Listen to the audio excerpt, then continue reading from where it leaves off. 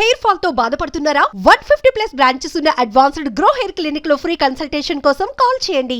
Israel, America ఇరాన్తో చేస్తున్నటువంటి యుద్ధానికి కారణాలు గ్రహాలు, గ్రహణాలు ఉంటాయా? అలా కూడా ఉంటాయి. కొన్ని గ్రహాల వల్ల కూడా ఇలా యుద్ధ వాతావరణం, యుద్ధం జరిగే పరిస్థితులు ఉంటాయని కొంతమంది చెప్తా ఉన్నారు. అసలు ఇందులో నిజమెంత? నిజంగానే గ్రహాలు, గ్రహణాలు యుద్ధాలకి, దేశాల మధ్య కొట్లాటలకి కారణమవుతాయా? ఇవన్నీ కూడా మనం ప్రముఖ పండితులు నందిబట్ల శ్రీహరి శర్మ గారిని అడిగి తెలుసుకుందాం. సార్ నమస్తే అండి. మా ఆయుష్మతి భవ. కూడా మనం చంద్రగ్రహణం గురించి చేసినప్పుడు దేశాధ్యక్షులు చనిపోయే అవకాశాలు ఉంటాయి, తర్వాత దేశాల మీద అటాక్ అయ్యి యుద్ధాలు జరిగే అవకాశాలు ఉంటాయి అని చెప్పారు. మీరు అన్న తర్వాత కొన్ని గంటల్లోనే ఇలా జరిగింది. 2 days బ్యాక్ మనం వీడియో చేసాము. కొన్ని గంటల్లోనే ఇలా అయింది. ఏంటి ఈ అష్టాదశ గ్రహాల ప్రభావం నిజంగా ఉంటుందా? ఇలా అవి అన్ని దేశాల మీద ఉంటుందా, లేకపోతే ఇలా కొన్ని ప్రాంతాలకు సంబంధించిన దేశాల మీద మాత్రమే ఉంటుంది? అసలు ఏంటి చెప్పండి. గ్రహణం అనేటువంటిది ఏర్పడినప్పుడు ఈ గ్రహణం అనేది సామాన్య ప్రజానికం మీద కొద్ది ప్రభావం చూపితే, ప్రపంచవ్యాప్తముగా దేశకాలమాన పరిస్థితుల ప్రభావము, అలాగే ప్రకృతి పరంగా వచ్చేటువంటి విపత్తులు అంటే భూకంపాలు, సునామీలు, అగ్ని ప్రమాదాలు, అగ్నిపర్వతాలు బద్దలవ్వడము, అలాగే యుద్ధ వాతావరణాలు ఏర్పడడం ప్రపంచవ్యాప్తముగా, ఇవన్నీ కూడా సూచన ఏర్పడడానికి ఈ యొక్క గ్రహణాలే కారణం. మనము ద్వాపర యుగంలో అంతంలో చూసినట్లయితే ఒకే నెలలో 2 గ్రహణాలు ఏర్పడినటువంటి కారణం చేత మహాభారత యుద్ధం ప్రారంభమై సృష్టిలో 1/3 వంతంతా కూడాను నాశనం అవ్వడం జరిగింది.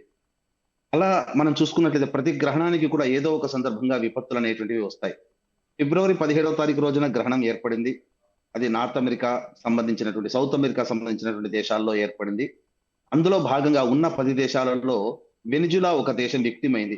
అందుకనే ఈ ఫిబ్రవరి 17 కంటే ఒక 2-3 వారాల ముందు వెనిజులా కంట్రీ అనేటువంటిది అమెరికా అధ్యక్షుడి యొక్క చేతిలో వెళ్ళిపోవడం జరిగింది, బానిస. ఇప్పుడు వెనిజులా మీద తీసుకునే ఏ నిర్ణయమైనా అమెరికా తీసుకోవాల్సిందే. అంటే ఒక దేశమే పూర్తిగా నామరూపాలు లేకుండా పోతుంది.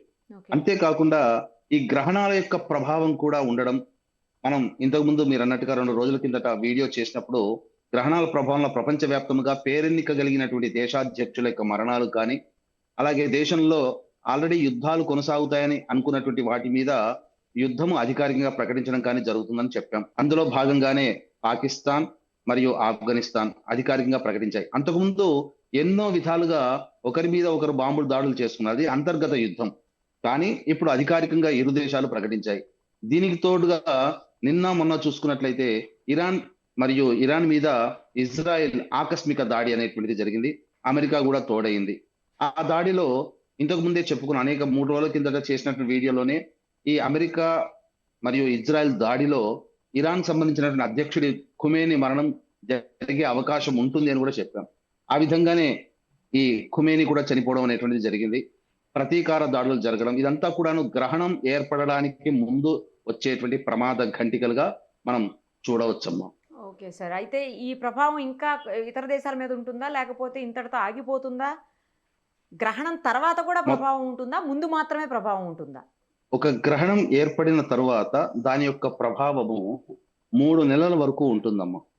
కాబట్టి మిడిల్ ఈస్ట్ కంట్రీ దేశాలు ఏవైతే ఉంటాయో వాటి మీద ఎక్కువగా ప్రభావం చూపడం అనేటువంటిది తథ్యం, అందులో సందేహమే లేదు. ఇప్పుడు గ్రహణం కనపడనటువంటి, ఇప్పుడు ఇరాన్ వంటి ఇజ్రాయెల్ దేశంలో గ్రహణం కనపడలేదు.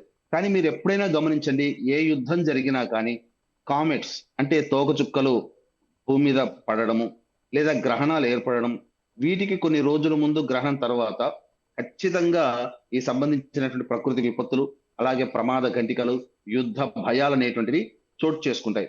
మీరు ఈ విషయంలో అనేకంగా రీసెర్చ్ చేయడం జరిగింది. గ్రహణాలు ఒకే నెల 2 గ్రహణాలు ఏర్పడినప్పుడు ప్రకృతి విపత్తులు ఏం జరిగాయని అన్నప్పుడు ఆస్టానిష్ గా, అంటే చాలా ఆశ్చర్యపోయే సంఘటనలుగా గ్రహణం ముందు 2 వారాలు, గ్రహణం తర్వాత 2 వారాల్లో అనేక విధాలుగా దుస్సంఘటనలు జరిగి సామూహికంగా భారీ జన నష్టం జరిగినటువంటి సంఘటనలు, భూకంపాలు జరగడం, మన భారతదేశంలో భుజ్ ప్రాంతంలో కావచ్చు, అలాగే చైనాలో కావచ్చు, అనేక ప్రదేశాలలో భూకంపాలు జరిగి లక్షల మంది మరణించినటువంటి కారణానికి ముందు ఈ గ్రహణాలు అనేటువంటి ఏర్పడ్డాయి.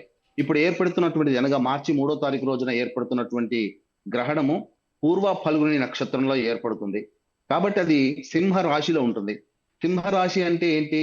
నవగ్రహాలలో రాజు అయినటువంటి రవికి సంబంధించినటువంటి ఒక రాశి, రవికి సంబంధించినటువంటి రాశిగానే చెప్పబడి ఉంది. కాబట్టి ఈ రవి అంటేనే అధికారము, అలాగే రాజ్యము, వీటి కోసమే ప్రాకులాడపడడం అనేటువంటిది జరుగుతుంది.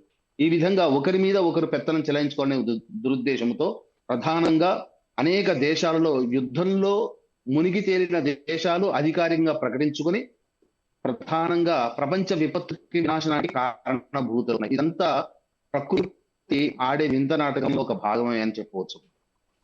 Right sir. Thank you sir. Thank you so much.